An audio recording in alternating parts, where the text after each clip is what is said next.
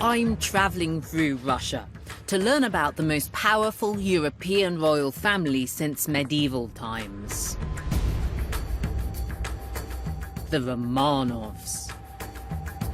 I've seen how the victories of Peter the Great won him control of the Baltic Sea, placing Russia firmly on the world stage. At home, Peter built the magnificent city of St. Petersburg. And he dragged his country, kicking and screaming, into the 18th century. Peter the Great was a hard act to follow.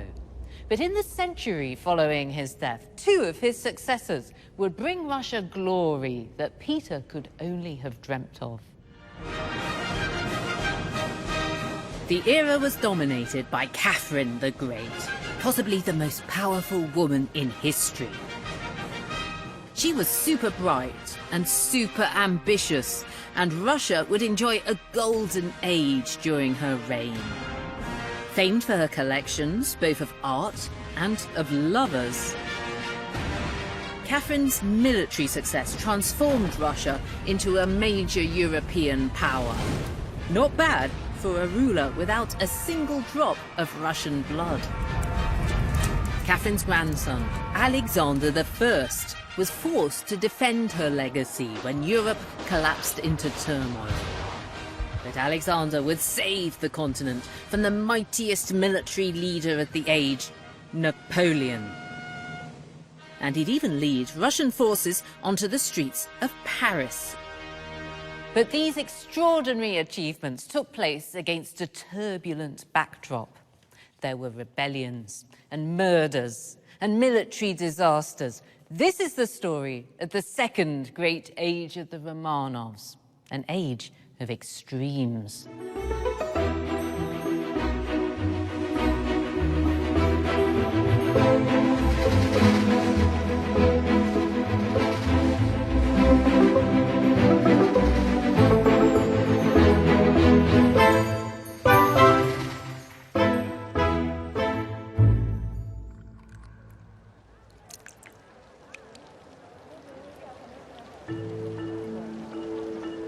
This is the 18th century palace of Peterhof, overlooking the Gulf of Finland. It was founded by Peter the Great, one of only two Romanov monarchs to have been given that title. The other was Catherine the Great. She inherited the palace when she seized the throne in 1762, nearly 40 years after Peter's death. But I bet Catherine never did what I'm about to do. Let's go. Thank you. Are we going to hold hands all the way? Very Just Russian. this place. Very gallant. I like it. Careful. I'm going not just behind the scenes, but beneath Hand them. down. And I'm not sure that I've dressed appropriately. Down that hole. Yes. That's really quite small and wet. Yes. Okay. Be careful. Be careful. Watch your head. This is good. Hey, hey, hey. Peterhof has one of the biggest sets of fountains in the world. Remarkably, all of them powered by natural springs and gravity, not by pump, as I'd expected. 5, 4, 3, 2, 1, go! go!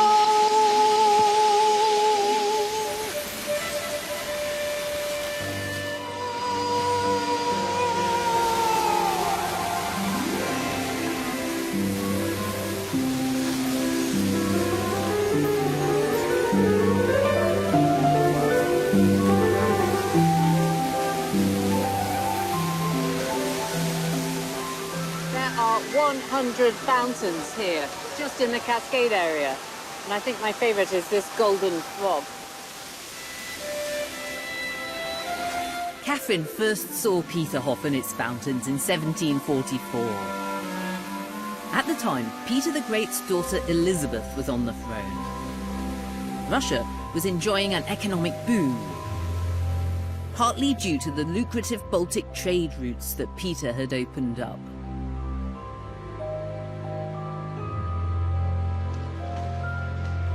So Elizabeth had lots of money to indulge her taste for splendour. She had a tame architect, an Italian called Bartolomeo Rastrelli, And here, at the Palace of Peterhof, she set him off on a major rebuilding project.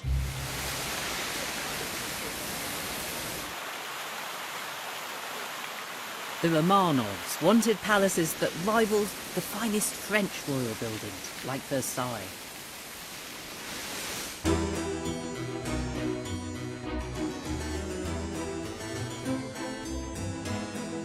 The French were seen by Russia's elite as the standard setters for taste and art. But this strikes me as being slightly too lavish, almost gaudy. You can't help sensing the chip on the Romanovs' shoulder. Their need to convince foreign diplomats that Russia was a sophisticated European country, not some backward Eastern despotism. Rastrelli created a series of grand palaces for the Romanovs. There was the magnificent Winter Palace in St. Petersburg, now home at the Hermitage Museum. The Catherine Palace was named after Elizabeth's mother, who'd succeeded Peter the Great to the throne. But who was going to inherit all this Baroque bling when Elizabeth was gone? Elizabeth never married. There were rumours of illegitimate children given away to be brought up by servants, but she never had an acknowledged son or daughter. So she exercised her Russian sovereign's right to choose her own successor. She alighted upon her nephew. The only trouble was, he was a 14-year-old German boy who'd never set foot in Russia. His name was Karl Peter Ulrich, Duke of Holstein-Gottorp. He was a grandson of Peter the Great through his mother. Elizabeth now needed to find young Peter a bride. She settled on a minor but well-connected German princess called Sophie Friederike Augusta of Anhalt-Zerbst. So in 1744, Sophie came to Russia and adopted a Russian name, Yekaterina, or Catherine. But this teenage union quickly became an unhappy one. Peter was disfigured by smallpox, yet still managed to embarrass his wife by having a mistress. Catherine claimed that he was a twisted voyeur, who even tortured animals. When she came to write her memoirs, Catherine said how long and dismal the summers had been at the Palace of Peterhof. She didn't get on with her aunt-in-law, the Empress Elizabeth, nor her husband, who was only interested in practicing military drills with his very long-suffering entourage. So Catherine instead turned to reading, particularly the philosophers of the French Enlightenment, Diderot and Voltaire. This was heady stuff for a member of an autocratic ruling family. One of the most significant factors of Catherine's personality that came out when she was very young and throughout her life was she really believed in self-improvement. She had this great urge to be educated, and that for a woman of her time was unusual, and the determination to find out for herself, for learning as much as she could. She enjoyed the sense of being at the forefront of European thought and bringing it to this rather place she perceived rather backward. By her early 30s, Catherine had given birth to a son and to a short-lived daughter. And she'd started taking lovers of her own. He was just a warm-up, we'll pass over him. But this is Stanisław Poniatowski, the future king of Poland. He was witty and charming and everything that her husband wasn't. By 1761, though, she'd moved on to Grigory Orlov. He was a dashing young artillery officer. It was said that he would dance gigantic dances and make gigantic love. His relationship with Catherine got very serious. It started to go beyond just a romantic intrigue. Catherine and Orlov agreed that Peter just wasn't up to the job of ruling the country. But in 1761, Peter succeeded to the throne following Elizabeth's death. He was now the emperor. What he didn't know, though, was that his empress was plotting against him. When Peter actually did succeed, it quickly became clear he wasn't going to survive. He annoyed people, the military, the church, and he was a disaster from the start. What one is aware of with Catherine is that she had an enormous self-belief. Having educated herself, she was quite sure that she could run this enormous country and she could improve it. The intrigue came to a head on the morning of the 28th of June, 1762. Catherine was woken in her bed at Peterhof with the news that a coup was already underway. Now events began to move at headlong speed. Catherine came racing through these palace grounds to get to her carriage to be taken to St. Petersburg. She didn't even pause to get ready. She had to have her hair done in the coach on the way. When she got to St. Petersburg, she was declared sovereign. And her husband Peter? Well, he was caught napping when he got to hear about what was going on. It was too late. He'd lost his crown. In tears, Peter stepped down. He'd reigned for just 6 months. Within a few days, he was rather conveniently dead. Officially, the reason was hemorrhoidal colic, but it was more likely murder. The nature, if any, of Catherine's involvement remains a mystery. Catherine was now the most powerful woman in the world. She was the sole ruler of Russia. And despite all of her intellectual interests, she had shown utter ruthlessness in grabbing the throne. But don't forget that she wasn't a real Russian. She'd only married into the Romanov family. It was going to be a considerable challenge for her to hold on to her power. Catherine ensured that she had a formal coronation as soon as possible to seal her legitimacy. In the magnificent Hermitage Museum in St. Petersburg, once home to Catherine's personal art collection, there's a portrait by the Danish artist Vigilius Eriksson that captures the new empress in all her coronation finery. Catherine had a new crown and orb designed for the coronation. And she's sporting these rather wonderful robes, embroidered with the emblem of Imperial Russia, the double-headed eagle.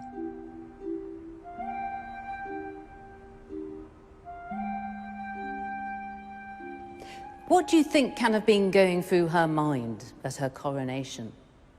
On the one hand, she was an imposter. She was German, after all. It was only through sleight of hand that she had that crown on her head. On the other hand, there's something very attractively modern about this 18th century woman so relentlessly pursuing power and success. And this meant relentlessly managing every single aspect of her brand. Catherine was brilliant at using her clothes to create her personal image. She managed to convey all the different things that people expected of a modern, female Russian sovereign, as you can see in her surviving dresses at the Hermitage Museum.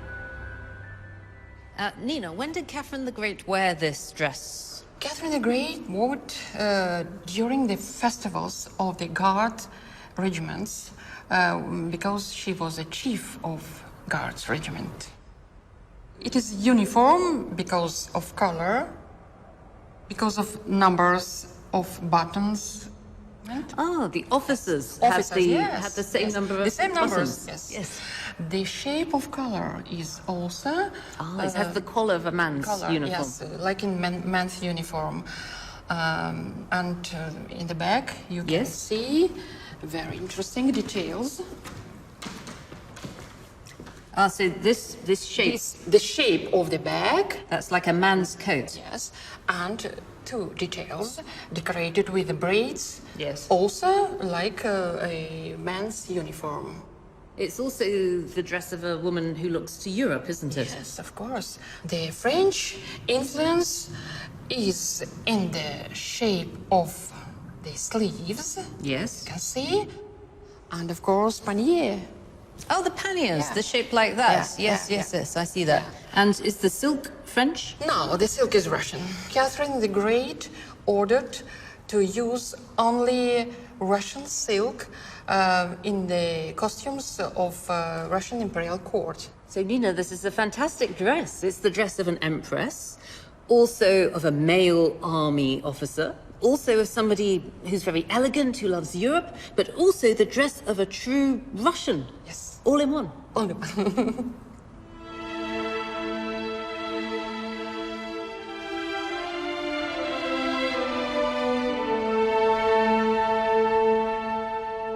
Back in the Peterhof Palace, Catherine can be seen wearing the royal trousers in another portrait by Vigilius Eriksson.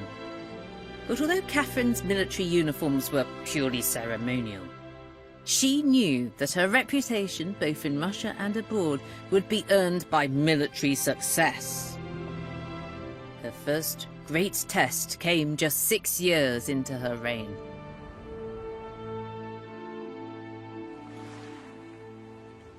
In 1768, Turkey declared war, threatening Russia from the south. On land, Russian troops could match the Turks, but Russia lacked naval power in the crucial Mediterranean and Black Sea regions. Russia's only fleet was the one Peter the Great had built in the Baltic, more than 1,000 miles away from where it was now needed. Catherine's lover and closest advisor, Grigory Orlov, now made a bold but risky proposal. Catherine gave it the go-ahead. The Russian fleet was to be cut in two, and one part of it was to go south down through the Baltic, then all around western France and Spain and in through the Strait of Gibraltar. Then it would become, by very definition, Russia's Mediterranean fleet. In August 1769, the breakaway fleet left Russia on its epic journey. Finally, nearly a year later, in June 1770, the Russian ships, under the command of Grigory Orlov's brother Alexis, took the Turkish fleet by surprise off the coast of Anatolia.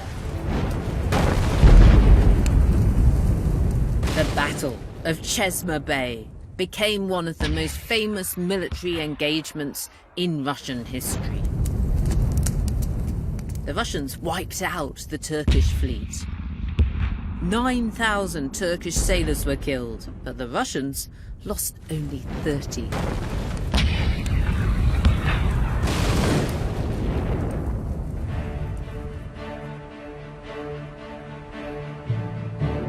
Russia's staggering victory was the public relations coup of a lifetime for Catherine.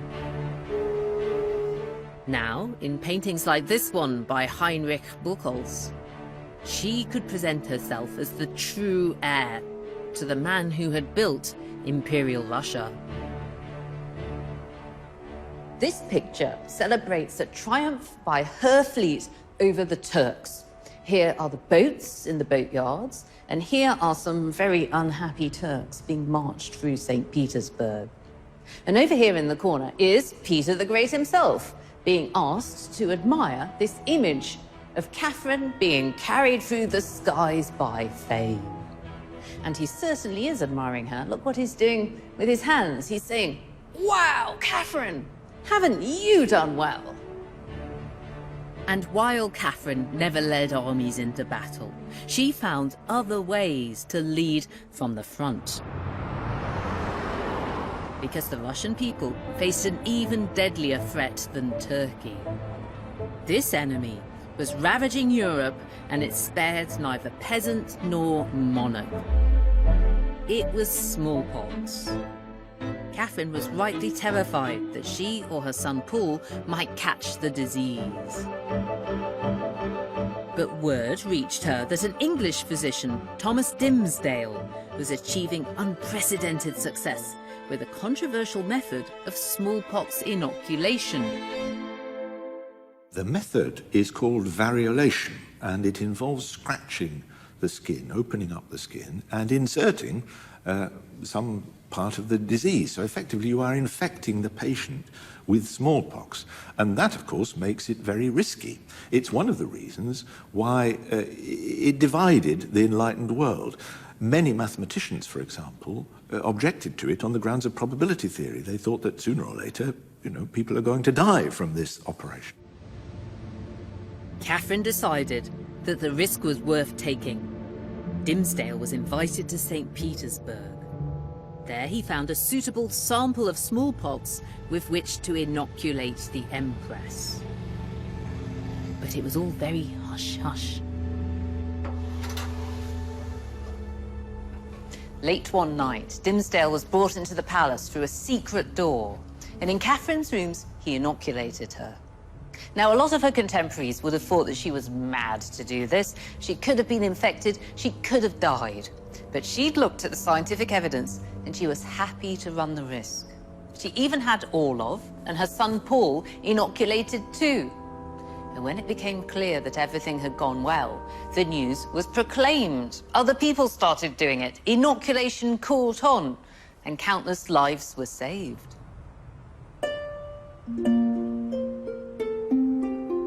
Her smallpox inoculation shows Catherine behaving like a true enlightened monarch, embracing science, banishing superstition, improving the lot of her people.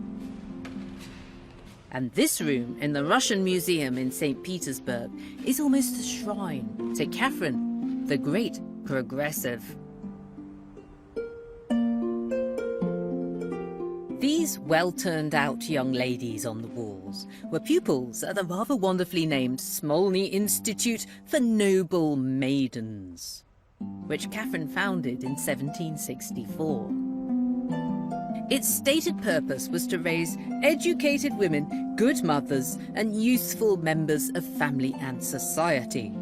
It was the first proper educational establishment for women in Russia. Catherine was so proud of her girls that she had these portraits by Dmitry Levitsky commissioned to show them off.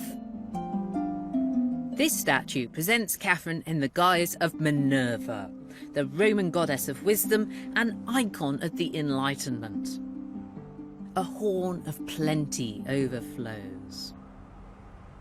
Her hand rests on an open book of legislation, and the sculptor Fedot Shubin has tucked Catherine's crown, the conventional symbol of royal power, discreetly away round the back. But none of this disguises the fact that for all of her enlightened leanings, Catherine still had the absolute power of a despot.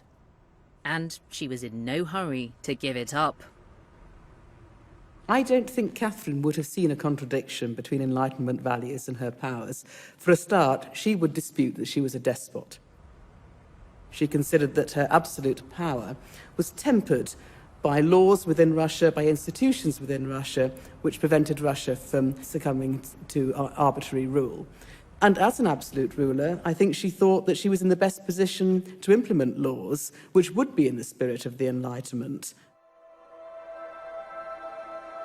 In 1767, just 5 years into her reign, Catherine embarked on an ambitious nationwide attempt to turn Enlightenment principles into actual laws. She convened a special legislative commission with representatives ranging from nobles to peasants, drawn from all across the country. Catherine herself wrote the commission a lengthy set of instructions, known in Russian as the nakaz. She declared that all citizens should be equal before the law, that torture should be banned. Liberty was her central theme.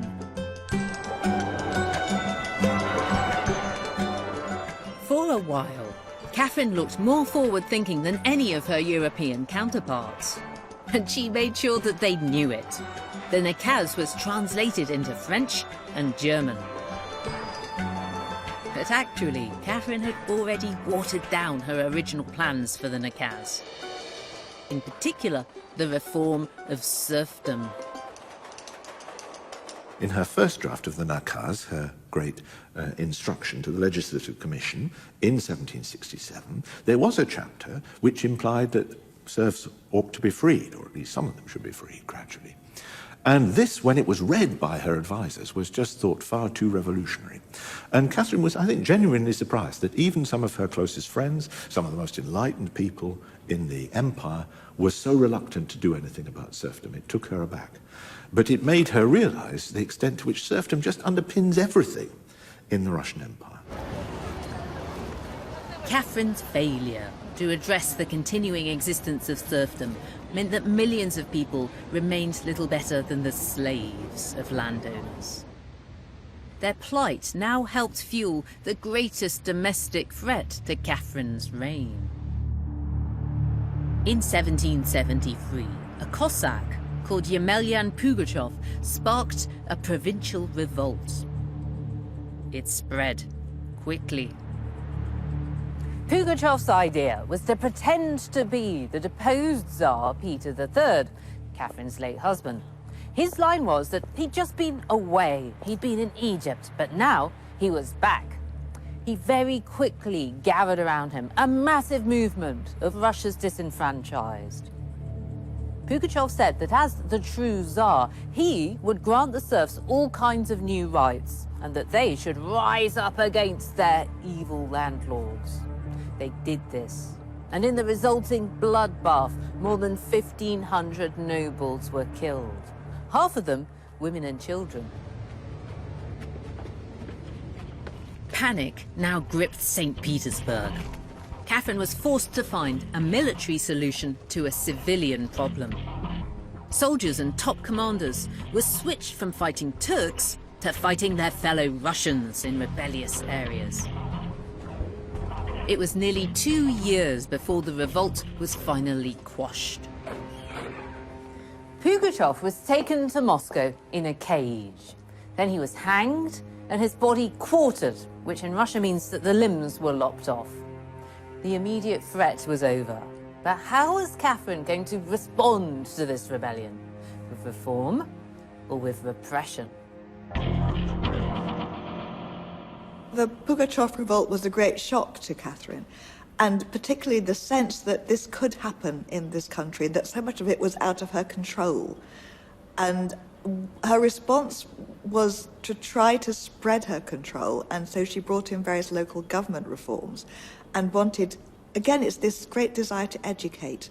The fact that people could believe that this man was the Tsar, sort of come back to life, that she was horrified.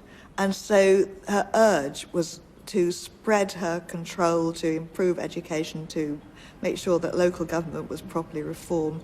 It certainly wasn't to abolish serfdom. Catherine had sacrificed the rights of the serfs to keep the nobility on her side, in spite of her professed Enlightenment values. And nowhere were the contradictions of her reign more evident than at the summer palaces of the wealthiest nobles. The Kuskovo Palace and Estate near Moscow belonged to the Sheremetev family. By the late 18th century, they were the most important patrons of the arts outside St. Petersburg. Taking their lead from Catherine herself, the Sheremetevs filled their palace with European treasures, like these Flemish tapestries.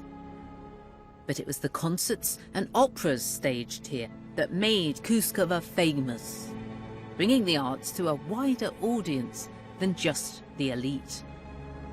Ludmilla, what was it like in the 1770s when Count Sheremetev had his big concerts? Кускова славилась тем, что его двери были открыты для всех желающих. Главным условием было уметь себя вести и быть прилично одетым. Поэтому здесь было как высшее сословие, так и все, кто мог себе позволить подобное развлечение. But the performers, they weren't the sort of professional actors and musicians that we'd think of today. Крепостными актерами становились с самого раннего детства. Мальчиков и девочек, не гнусных лицом, как тогда говорили, отбирали в возрасте 7-8 лет. Обучали итальянскому, французскому, игре на музыкальных инструментах, естественно, чтению, письму, умению себя вести. So the serf children were taken at 7 or 8 from their families. Да, естественно, они должны были потерять свои крестьянские корни, обрести иной облик, но, к сожалению, они оказывались между своим происхождением и тем классом, которым они не принадлежали, но в роли которых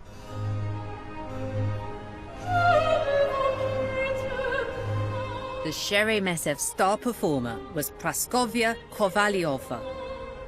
Despite her serf origins, she became one of the most celebrated opera singers in Russia. Catherine the Great herself heard Praskovya perform at Kuskovo.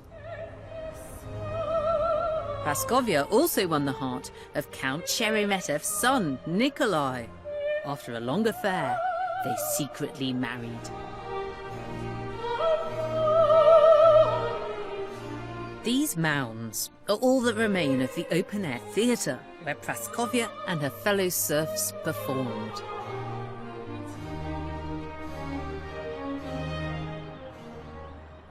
Now, you might think this sounds awfully romantic. The beautiful Praskovya standing here on the stage, singing a heartfelt aria to the Count, her secret lover in the audience over there.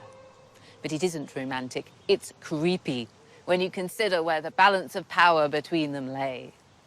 Count Sheremetev owned Praskovya and her entire family, along with the rest of his 200,000 other serfs.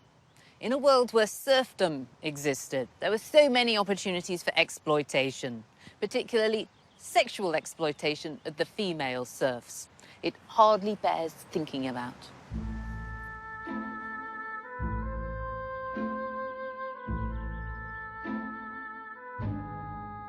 Of course, performers, artists and musicians made up just a tiny fraction of Russia's serf population. Most of them continued to work in the fields, driving the Russian economy. And they made up the bulk of the Russian army, fueling the expansion of Catherine's empire, an expansion that was extraordinary in both its speed and scale.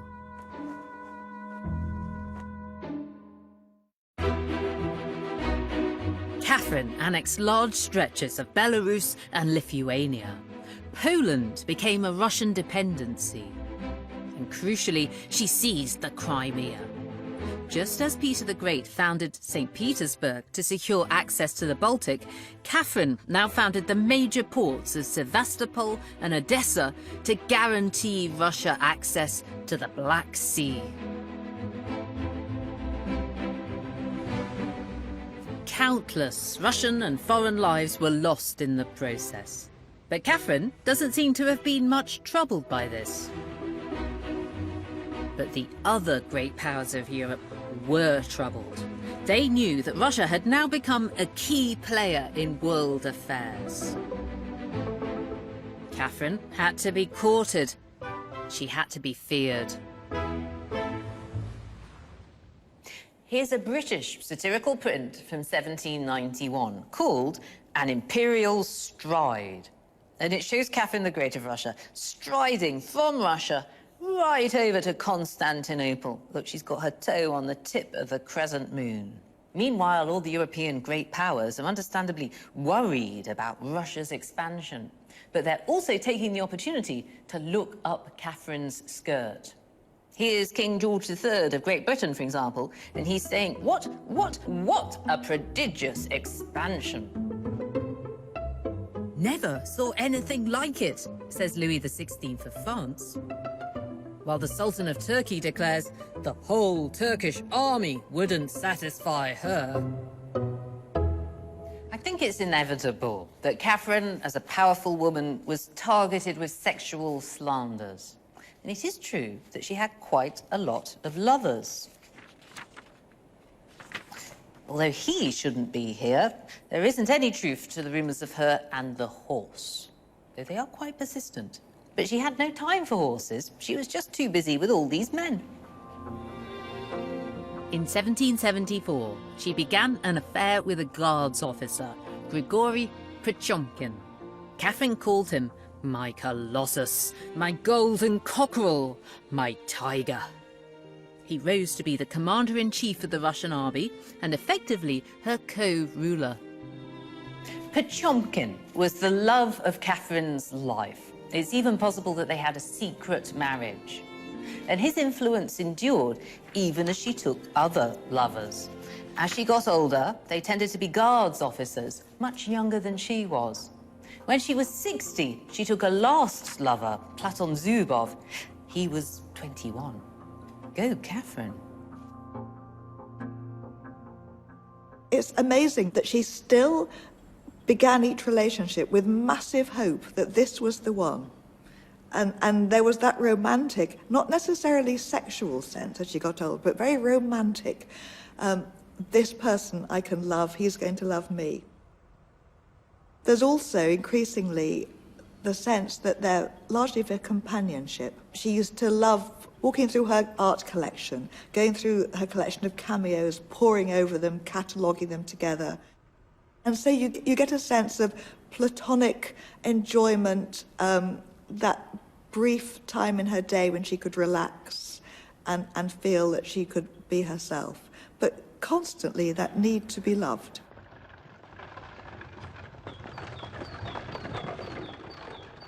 Catherine's other great passion was her palaces. But unlike the grand statements of the Winter Palace and Peterhof, her own commissions have a more tranquil atmosphere. The Catherine Palace, south of St. Petersburg, was originally built by the Empress Elizabeth in a Baroque style. But Catherine employed a Scottish architect, Charles Cameron, to add on a beautiful, classically inspired annex, more in tune with her own tastes.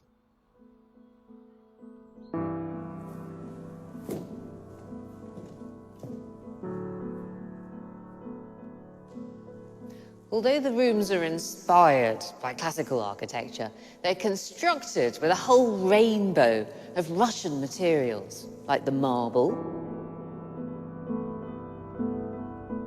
the jasper, and the porphyry. Although they're small in scale, they are incredibly rich. When they were complete, Catherine walked through with her architect, Mr. Cameron, admiring them, but she was also heard to sigh. Oh, but the cost, the cost.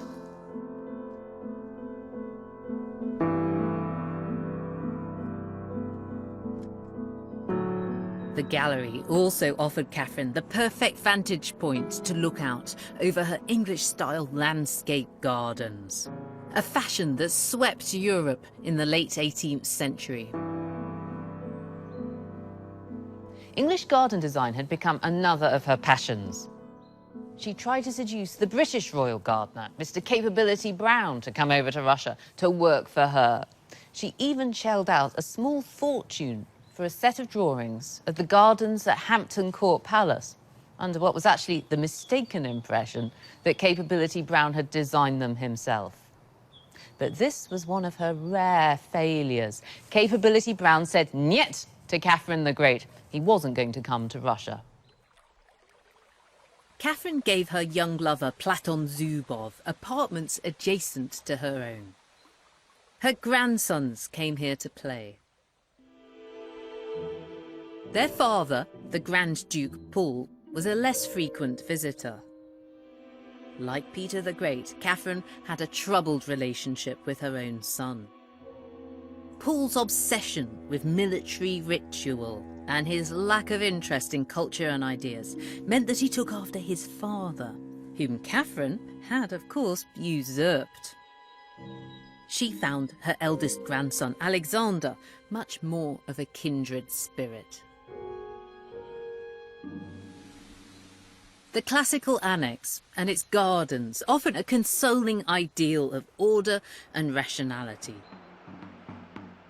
But in Europe, the Enlightenment dream was turning into a darker reality. Catherine was horrified by the execution of Louis XVI in 1793, following the French Revolution. To begin with, there's a sense that the seriousness of the French Revolution didn't dawn on Catherine.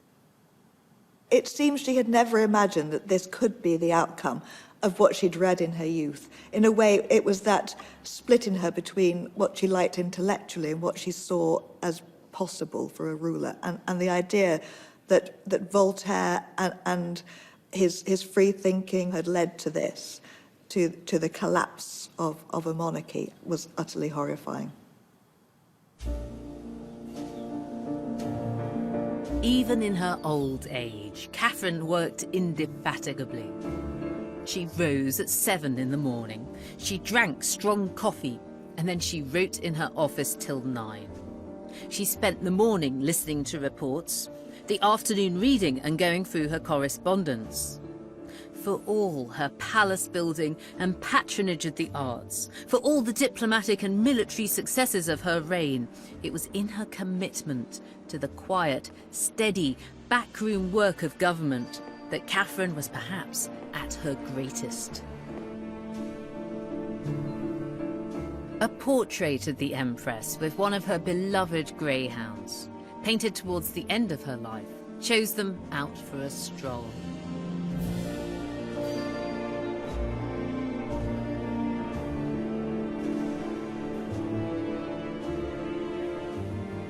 As she walked her dog in this park, Catherine could have looked back on a life of extraordinary achievements, and there were tangible reminders of them in the monuments all about her.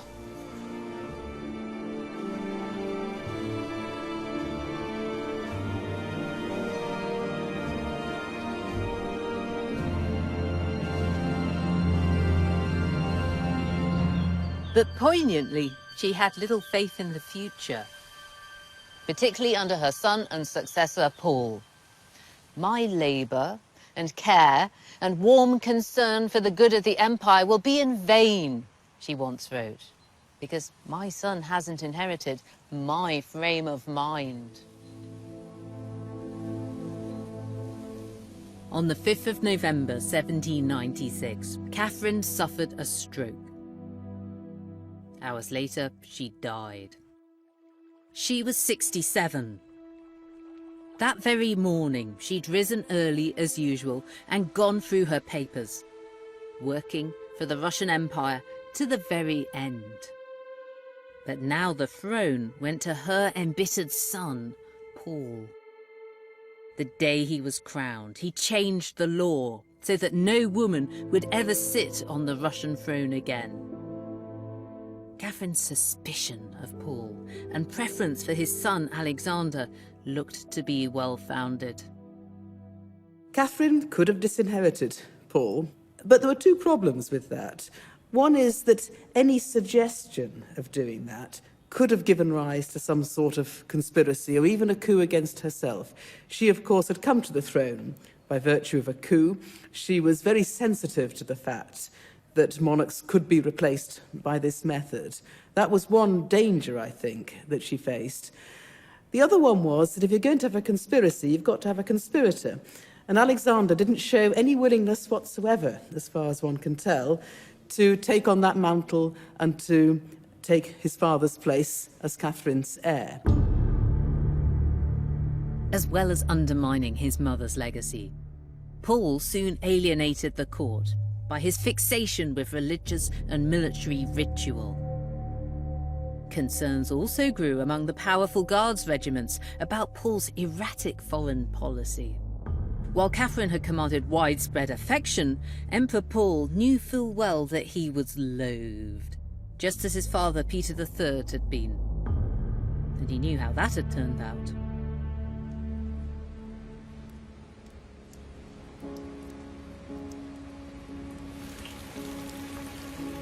In the centre of St. Petersburg, the increasingly paranoid Paul built the forbidding St. Michael's Castle. It was surrounded by a moat and armed with cannons. Here, Paul could lock himself in every night with his sons Alexander and Constantine. But when the end came, all his attempts at security counted for nothing. One night in March 1801, conspirators forced their way into the royal bedchamber, and a grim farce followed. Emperor Paul tried to hide behind a fire screen, but he left his feet sticking out and they got spotted. The conspirators tried to arrest him, and then a fight broke out. The emperor got bashed over the head with a lethal weapon. It was a snuff box. A few moments later, he was dead. So the conspirators went to wake up Paul's son Alexander a few bedrooms away. Alexander was horrified about what had happened. So the conspirators said to him, "Man up, Alexander, stop whimpering. It's time for you to rule." Catherine had seen her grandson as her true heir, a future Russian Alexander the Great. Alexander had the typical male Romanov love of uniforms and military etiquette. But he shared Catherine's reforming instincts, although he did lack her independence of mind. Alexander came to the throne at a time when Napoleon Bonaparte was upending Europe. Russia joined Austria and Britain in a coalition against Napoleon, and Alexander soon faced him on the battlefield. Napoleon was a military man who fancied himself as an emperor, but Alexander was an emperor who fancied himself as a military man. But it all went wrong for Alexander in 1805 at the Battle of Austerlitz. He'd taken command of the army himself, but he'd asked them to attack prematurely. It was disastrous.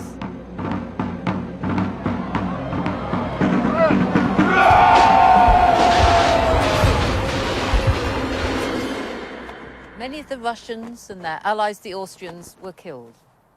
Alexander realized that this had been his own fault. He was so upset about it that he burst into tears, and he had to be sedated with opium. He also had to make peace with Napoleon. Alexander was summoned to Tilsit in Prussia.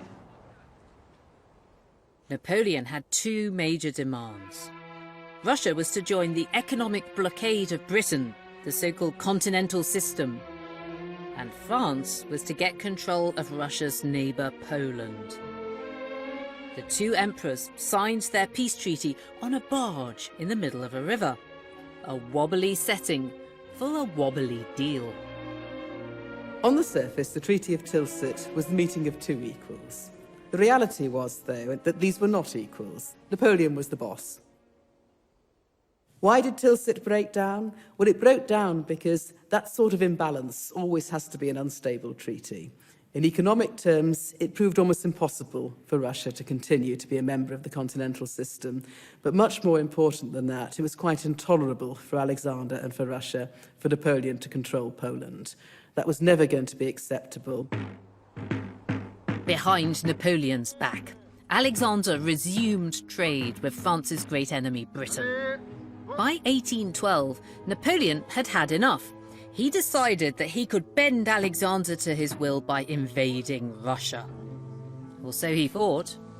Napoleon was now facing an Alexander who was older and wiser. Alexander wasn't going to make the same mistake as at Austerlitz in 1805. This time, he left the command of his army to the professionals.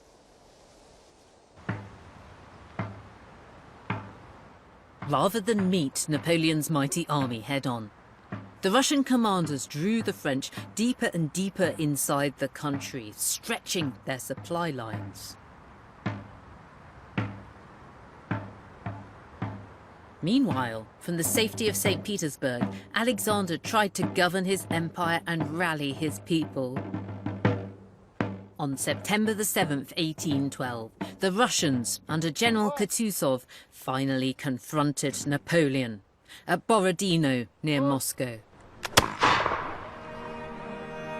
For Napoleon, it was now or never. His forces and resources were at their limit. Borodino was a huge battle, involving 250,000 troops. And it was commemorated in this huge panoramic painting by the artist Franz Roubaud. 115 meters long. It's housed in a purpose-built museum in Moscow. And what tricks has he used to bring us alive as a painter? Well, for example, do you see the Russian cavalry, which are attacking the French positions? Yes. The troopers' heads are much more numerous than the heads of horses. So he's made it look like a mass by doing lots and lots of heads and not so many bodies. Well, it was most important for the painter to give the impression of cavalry in attack, yes, which was furious and very quick and very exciting.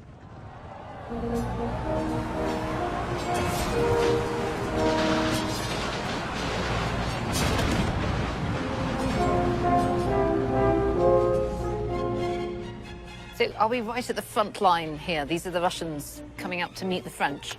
Yes, and they are starting a counterattack against the French troops.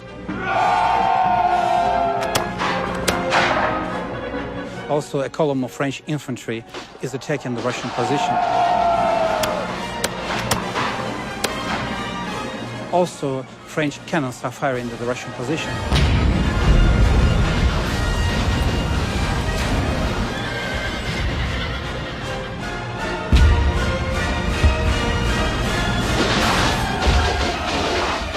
Hang on, haven't we missed out Napoleon?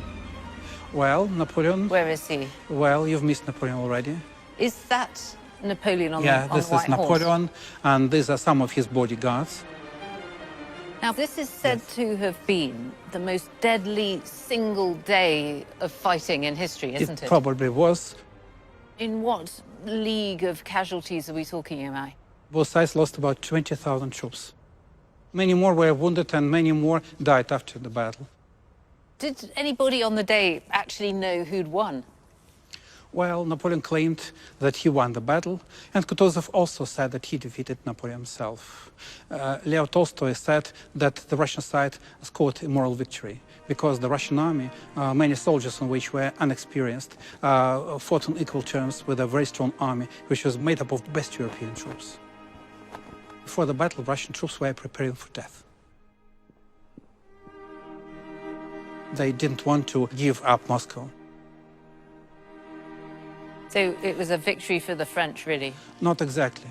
If you were French, would you still tell me that this wasn't a victory for Napoleon? Perhaps not.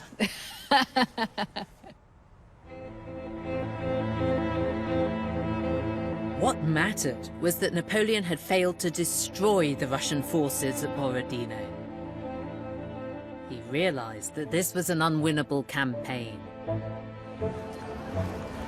But he found a consolation prize near to hand. The Russians were too weakened to defend Moscow. The city was left wide open for Napoleon to take. This should have been a terrific moment for Napoleon. After all, St. Petersburg may have been the country's official capital, but Moscow was still its spiritual heart. Tsars were still crowned in the Kremlin just there. But the Russians weren't going to give Napoleon the satisfaction of officially surrendering their city to him. Instead, they just abandoned it, leaving it barely governable.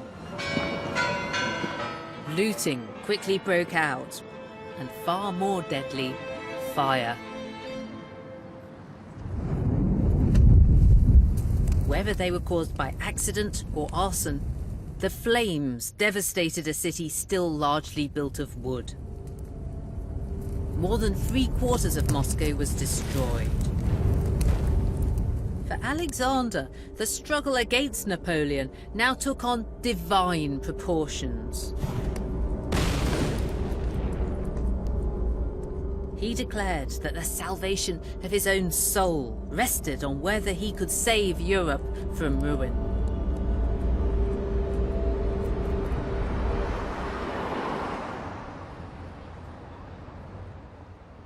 At 10 o'clock on the morning of March the 31st, 1814, nearly a year and a half after the burning of Moscow, Paris resounded to the arrival of a victorious army. But it wasn't the French returning home in triumph. It was the forces allied against them, and at their head was Alexander. No foreign conqueror had reached Paris since Henry V of England 400 years before. But Alexander was magnanimous. He presented himself more as a liberator than a conqueror. He even rode on a horse that the French themselves had given him 5 years before. And he promised them that they needn't worry about Paris. Unlike Moscow, their city would be safe.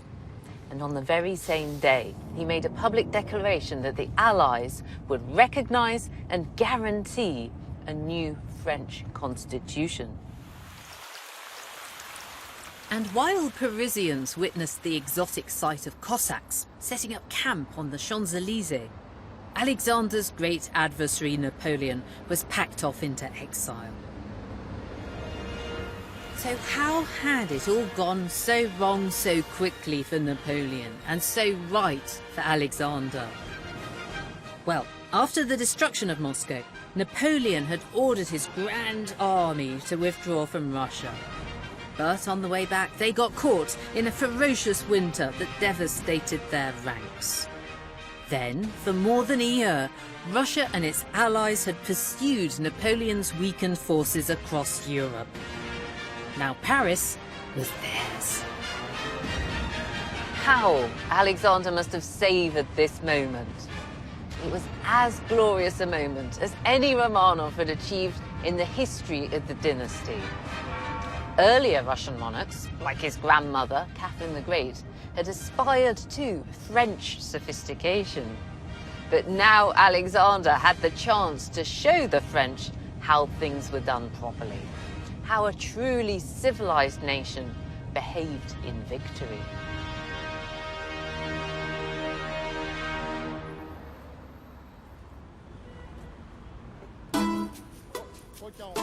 Russian troops remained in Paris for several months. There's even a story that the very Parisian idea of a bistro dates back to 1814. The word in Russian means quickly. And this cafe claims to be the first to take its name from hungry Russians shouting, "Food! Bistro!" But there was the whiff of something dangerous among the Russian troops, especially some of the officers. The campaign in Europe had exposed the Russian officers to countries that didn't have the pernicious practice of serfdom. Countries where the ruler didn't have unlimited powers. This was very exciting. You can imagine them sitting in Parisian cafes and saying to each other, how come Tsar Alexander is going to let the French have a new constitution, but he won't let us have one at all? This meant that when they got home, some of them would be ready to call for unprecedented change. And quickly, bistro, bistro. I'm travelling through Russia to learn about the most powerful European royal family since medieval times. The Romanovs. I've seen how the victories of Peter the Great won him control of the Baltic Sea, placing Russia firmly on the world stage. At home, Peter built the magnificent city of St. Petersburg. And he dragged his country, kicking and screaming, into the 18th century. Peter the Great was a hard act to follow. But in the century following his death, 2 of his successors would bring Russia glory that Peter could only have dreamt of. The era